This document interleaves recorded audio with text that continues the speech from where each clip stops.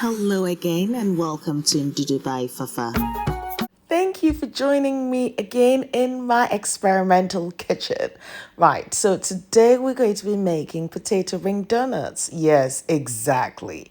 So if you've watched any of my potato recipes, I always tend to boil my potatoes in the skin. The reason being, it helps retain the starch, and I need that because this recipe excludes eggs. Yeah, so it's definitely vegan and one that is packed with so much flavor. So after boiling till it's nice and soft, yes, I did peel the skin, and as you can tell, I'm just grinding this. Doesn't necessarily matter if you do not have a very smooth consistency, but we're looking for that pliable texture as you can tell or see here. Now I think it's time for me to add some flavors to this beauty. If this is your first time, you're welcome. Thank you very much for tuning in. And I hope you're enjoying what you're seeing or you're looking at so far.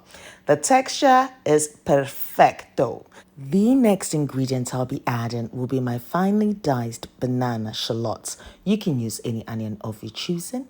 And next, my thinly chopped habanero chili as well.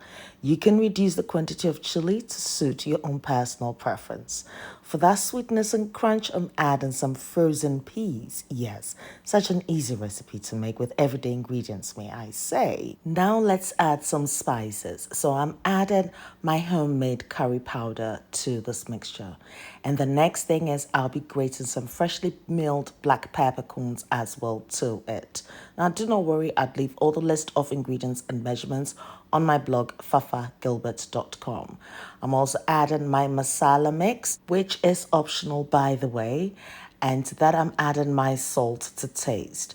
I'm going to mix everything together until it's well combined, and at the same time just drizzle a little bit of olive oil because I just want to have that beautiful, pliable and smooth dough for me to move on to the next process.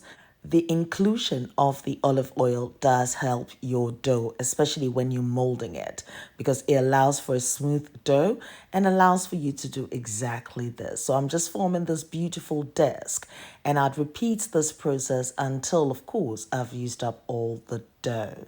Now, if you do like what you see so far, please smash the like button and also leave your comments below. Would you try it? Yes, are you intrigued? It's a fun way of actually enjoying an incredible dish, may I say.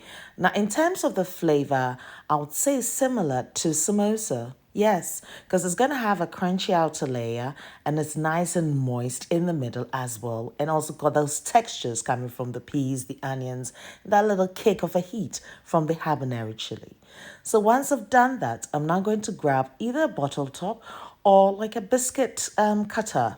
Yes, and in my case, I've got the biscuit cutter, and I'm just creating the ring donuts shape. This is fun, isn't it? Absolutely. But of course, if you do have a bottle top, you can use that as well.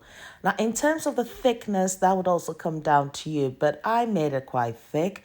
Yes, just so that when I do fry it, absolutely, that the oil will not permeate through, it would just warm through beautifully. At this point, I need to coat my potato ring donuts. So to my bowl, I'm adding my corn starch. Now, you can use eggs in replacement of your cornstarch, but I purposely did this so that just in case you don't have an egg, I'm sure you might have a bit of flour in the house, you'll be able to do so. And if you have your normal self-raising flour, normal flour, plain flour, you can also use that. Just add a little bit of water and just form a little bit of a thick paste, as you could tell. And then, of course, I will just dip my potatoes into that and into my breadcrumbs. And as I mentioned earlier, I'm using my Panko breadcrumbs. I find that they are airy and they actually make for a very crunchy and beautiful crust, may I say. So yeah, definitely when you do go to the shops, personally, I'd say get the Panko breadcrumbs. And the Japanese Panko breadcrumbs, yes, absolutely. And I'll repeat the process until I've coated all my potato ring donuts. I'm excited. Now, it's best to place your ring donuts in the fridge for it to harden up first before you proceed to coating it and then frying it. I just did this on the whim and I was excited, as I mentioned, and I wanted to show you guys. So I did take all necessary precautions. I was careful in, placing the potatoes in the flour and then into the panko breadcrumbs, and, just to make sure that it still holds its shape. So if you're following this recipe, just bear those two things in mind. Ndudu by Fafa ya Koba Ndudu enye kwelu Fafa Come on Ndudu and Fafa Alaba flavors ulema bala Ndudu vivin to famitu Abonka.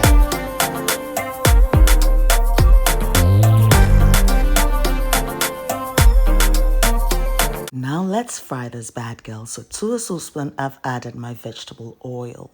Just to make sure I've got the right temperature. There's no waste in my kitchen. I've just used the bottom part of my onion that I did cut earlier, yes, to test it. Now the oil is nice and perfectly hot, and I'm frying this on that medium to high heat, and is going to be crunchy. Now, an indication that your potato is ready is when you see the crust forming at the bottom. You would notice there'll be some brown tips coming through the edge of your potatoes. That's when you know that it's time for you to turn it over. And usually that should take you about 2 to 3 minutes. Bearing in mind, everything is cooked here. The only thing that I'd say is raw is the flour that we did, sort of dip the potatoes in. So that's what you really need to get cooked. And also you just want the potato ring donuts to warm through beautifully.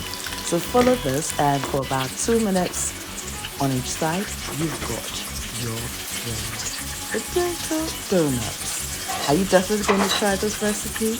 Yes, it's that easy. So if you've got some potatoes, let's smash this. So I've got my kitchen paper towel here, and I'm just going to soak any excess oil on that. Exactly, because this is just incredible. And the taste, the flavor, the texture, that's my language. If you do like what you see and you'd like to support this channel so that I can bring you more interesting content, please purchase a merchandise or two for your family and friends. I'd appreciate that a lot. I'd leave a link in the description box and you'll be able to do so. So here is my pièce de résistance. Now we've got to look at how it looks inside. This is one recipe that I'd say you can also reserve in the fridge, and as and when you require it, you can just place it in the oven. You can serve it with some mackerel as well, some salmon. Yes, if you want a pescatarian diet, add your chicken pieces. And of course, in its entirety, it's a vegan dish here, but equally tasty, one that you should never miss. Trust me, it was that good. And look at that. So now you're going to be biting into the beautiful crunchy peas. There's a bit of onion in there. The curry spice is going to come through. And the masala, which has this aniseed base flavor. This is not any other food. This is Ndudu by Fafa. If you haven't subscribed yet, I hope I have given you that reason to do so, to click the subscribe button, like the video, and also please share the video. I'd appreciate that a lot. Share with your family and friends, and do try the recipe, yes, and tag me on my social media handles, and I'll definitely share that as well, because I do love it when I hear the feedback that you guys give me about the recipes. I'm here to also learn and to improve and get better. Exactly. So if you also know any other trick that you'd like to share or any other hack, yes, please leave your comments below. Look at this. This was me eating after a day. Yes. Nice and moist and firm and also delicious.